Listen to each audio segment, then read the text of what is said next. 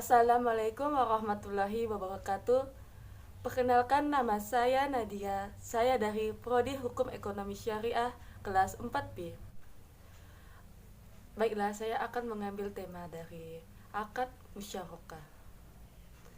Al-musyarakah adalah suatu akad kerjasama antara dua orang atau lebih untuk suatu usaha yang dimana masing-masing pihak memberikan kontribusi dana dan mereka mempunyai kesepakatan bahwa keuntungan dan kerugian ditanggung bersama.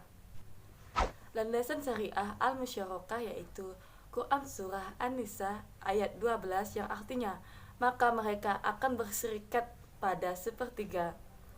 Yang kedua yaitu Quran Surah Shad ayat 24 dan yang artinya dan sesungguhnya kebanyakan orang-orang yang berserikat itu sebagian dari orang yang zolim kepada orang yang lain, kecuali orang yang beriman dan beramal soleh. Kedua ayat tersebut adalah pengakuan Allah karena akan adanya perserikatan kepemilikan harta yang dimana Quran Surah An-Nisa ayat 12 perkongsian terjadi secara otomatis karena waris. Sedangkan Quran Surah Shad ayat 24 terjadi karena akad. Dalam hadis juga menerangkan bahwa dari Abu Hurairah Rasulullah Shallallahu Alaihi Wasallam bersabda, sesungguhnya Allah Azza wa Jalla berfirman, aku pihak ketiga dari dua orang berserikat selama salah satunya tidak mengkhianati lainnya. Hadis riwayat Bukhari nomor 2936 dalam kitab Al-Buyu dan Hakim. Jenis-jenis musyarakah. Jenis-jenis musyarakah terbagi menjadi dua. Yang pertama yaitu musyarakah pemilikan dan yang kedua musyarakah akad atau kontrak. Musyarakah pemilikan yaitu tercipta karena adanya wasiat, waris ataupun hal yang lainnya yang mengakibatkan pemilikan satu aset oleh dua orang atau lebih, yang dimana kepemilikan dua orang atau lebih ini memiliki suatu aset nyata dan aset yang keuntungannya terbagi menjadi dua atau lebih. Yang kedua yaitu musyarakah akad, tercipta karena adanya dua orang atau lebih sepakat atau setuju bahwa masing-masing dari mereka memberikan modal musyarakah dan mereka pun sepakat untuk berbagi bersama dalam keuntungan maupun kerugian. Al-musyarakah akad terbagi menjadi 5. Yang pertama yaitu al-i'nan, al-mufaddah, al-amal, al-wujuh, al-mudharabah. Para ulama berbeda pendapat bahwa al-mudharabah itu termasuk kategori musyarakah atau tidak.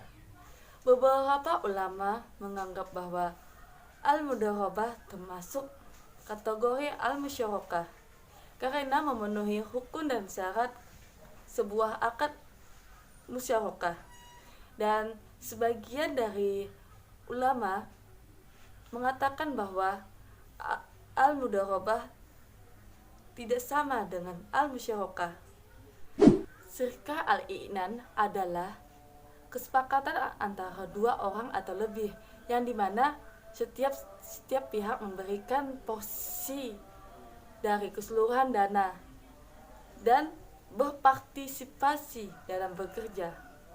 Yang kedua yaitu syirkah mufaddah adalah kontrak kerjasama antara dua orang atau lebih, ya, di mana setiap pihak tersebut keuntungan dan kerugian dibagi sama atau seimbang. Dengan demikian,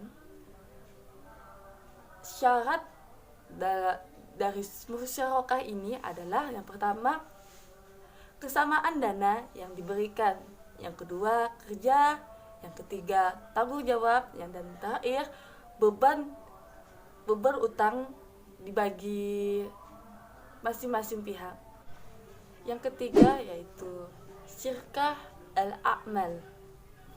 Syirkah al-a'mal ini adalah kontrak kerjasama antara dua orang atau lebih yang seprofesi, yang keahliannya sama, untuk menerima pekerjaan secara bersama dan membagi keuntungannya dalam bekerja itu. Misal,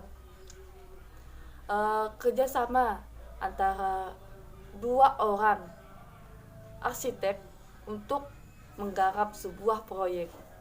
Selanjutnya yaitu syirkah wujuh, adalah kontrak antara dua orang atau lebih yang mana mereka memiliki reputasi serta ahli dalam bidang bisnis. Mereka membeli barang secara kredit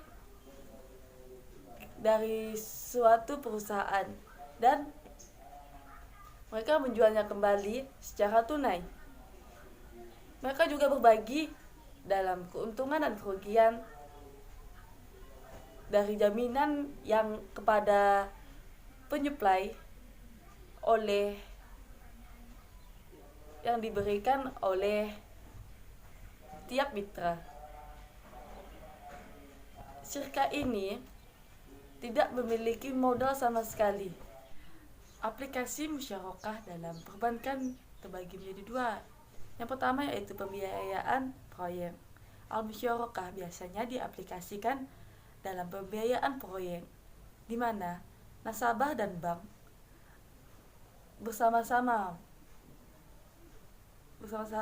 mengeluarkan dana untuk pembiayaan proyek tersebut. Setelah proyek tersebut selesai, maka pihak nasabah harus mengembalikan dana tersebut bersama bagi hasilnya kepada pihak bank yang telah disepakati. Yang kedua adalah modal ventura. Penanaman modal dilakukan untuk jangka waktu tertentu, dan setelah itu bank melakukan divestasi atau menjual bagian sahamnya, baik itu secara singkat maupun bertahap. Sekian penyampaian dari saya tentang akad musyarakah. Wassalamualaikum warahmatullahi wabarakatuh.